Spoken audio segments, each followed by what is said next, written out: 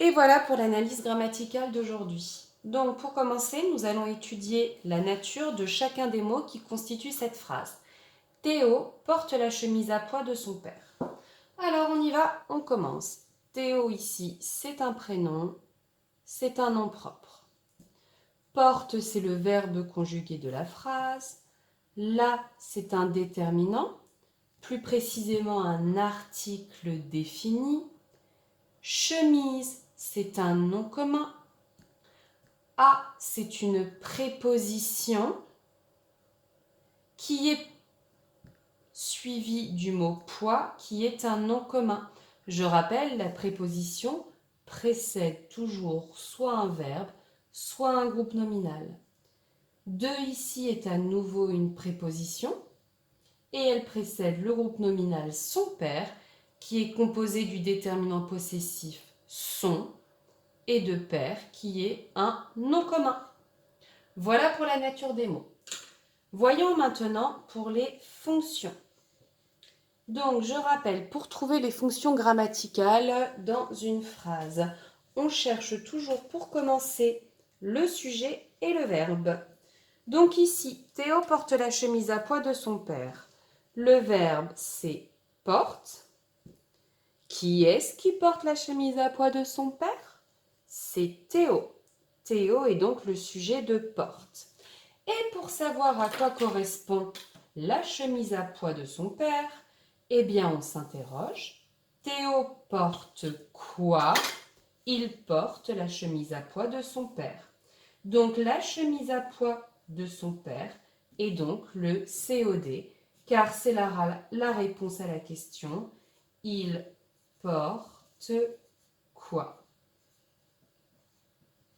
Et voilà pour l'analyse des fonctions de cette phrase. Donc, pour la troisième question, il fallait transformer le sujet à la troisième personne du pluriel. Donc ici, Théo, c'est il, troisième personne du singulier. Si je veux transformer à la troisième personne du pluriel, je viens mettre il avec un S, il. La forme du verbe va changer. Porte ici est conjugué au présent de l'indicatif, à la troisième personne du pluriel. La terminaison du présent de l'indicatif, c'est porte avec ENT.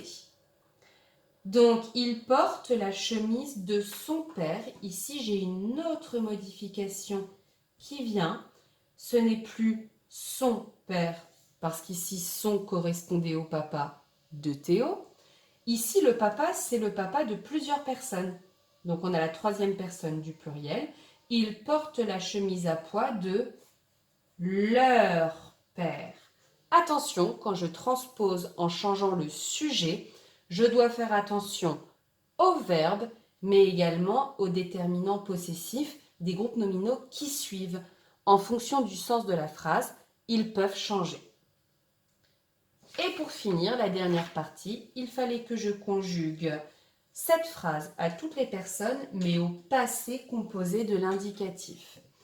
Je rappelle, le passé composé de l'indicatif, c'est l'auxiliaire être ou avoir conjugué au présent,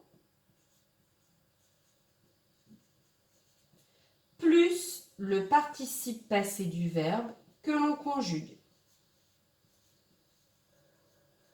Et on dit que le passé composé est composé parce qu'il a deux morceaux, l'auxiliaire et le participe passé.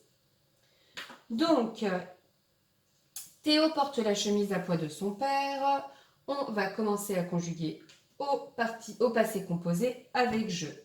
Ce qui me donne, je vais utiliser pour porter l'auxiliaire avoir et non pas l'auxiliaire être.